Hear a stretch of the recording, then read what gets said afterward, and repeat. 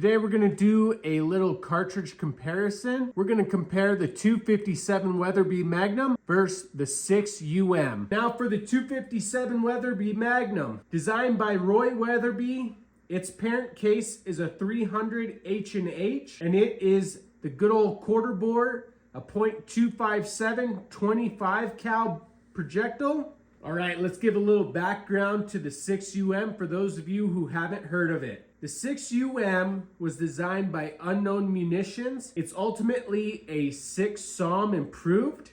The parent case is a 6.5 SAUM, which its parent case is the 404 Jeffrey. 6UM is a .243 6mm caliber bullet. The 6UM was designed to be the smallest Magnum cartridge that you could get in a short action and still get high percentage hit rates out to 1,000+ yards. Now, I thought this would be a good comparison because we're shooting a 115 grain bullet in each one of these cartridges.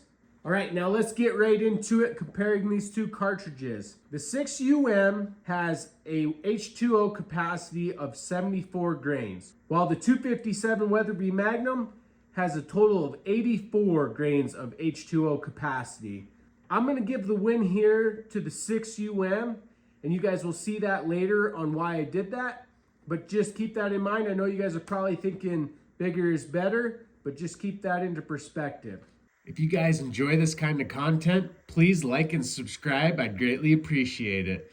Now, the brass on the 6UM is a little bit more difficult to come by. ADG is going to start producing brass, which should be out this spring of 2025. If you can't get that brass, your next best options are 6.5 or 7 SAUM neck down, which case you can get Norma, Hornady, or Nosler brass. Now, one of the downsides of this is you are going to want to anneal brass if you're going from a 7 SAUM down. Now for the 257 Weatherby, you can get that quite a bit more readily in Norma, Weatherby, and soon to be Peterson brass. So we're going to give the win right there to Weatherby on brass. Now, barrel life is kind of a toss-up on this. The barrel life for the 6UM is between 650 and 800 rounds, and that's using the heavier for cal bullets from like a 108 up to a 115. And when I researched the 257 Weatherby, a lot of people saying between 600 on the low end and 1,800 on the high end. Now, I'm sure if you're dropping into some of those smaller for cal bullets and really speeding those up, you're gonna get less barrel life, and I'm sure that's where that's coming into play. We're gonna give the win to the 257 Weatherby on barrel life. Next, we'll go with action. Action, to me, is a little bit overrated, but the 6UM, you can get it to fit in a short action with a 2.95 overall length. One of the benefits to the 257 Weatherby, you don't have to go all out with a Magnum action. I think you could get it to fit into a 3.34 medium action length. But with that being said, I think we're going to give the win to the 6UM. Now on to rifles. The 6UM, there is very little option for rifles. You pretty much have to do a custom build unless you just happen to find one used. And I really don't think that's going to be a thing here anytime soon. Now, the 257 Weatherby, you have quite a bit more option for that. You can get it, of course, in Weatherby Mark 5s and Vanguards. Also, Ruger has a Ruger #1 in 257 Weatherby, which I would love to have. You can also build this into a custom rifle. So we're going to give the win here to the 257 Weatherby Magnum. Now, for the real meat and potatoes of this review and what you guys are all waiting for, we're going to compare these two cartridges with a 115 grain bullet. The 6UM is shooting a 115 grain DTAC, roughly 3,250 feet per second. That's a G1BC of .545. Now at 600 yards, you're getting about 58.95 inches of drop.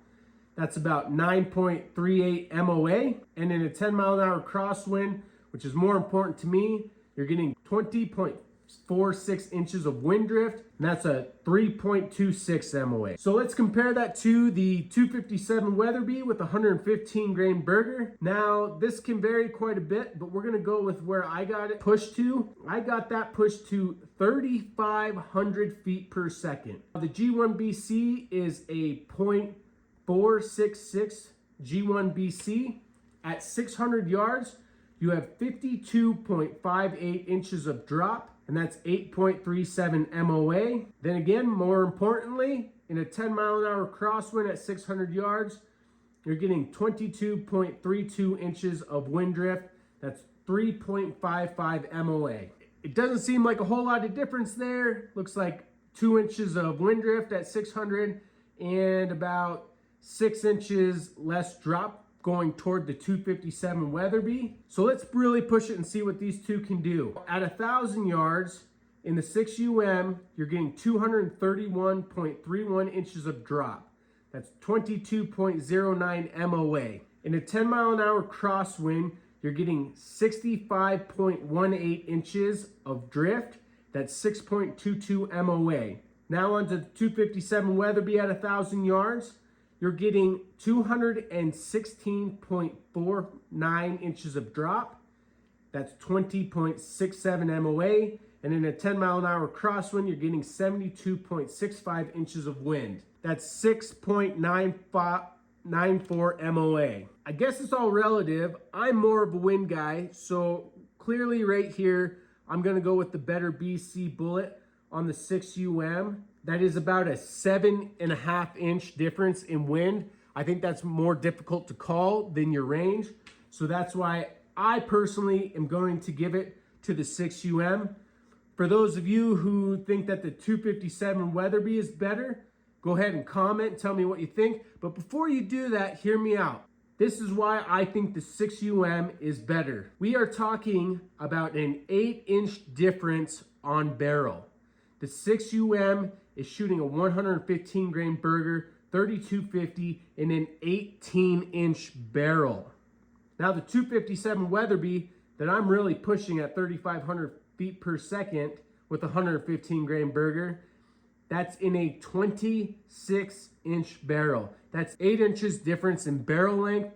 This is why I think that the 6UM is a better cartridge.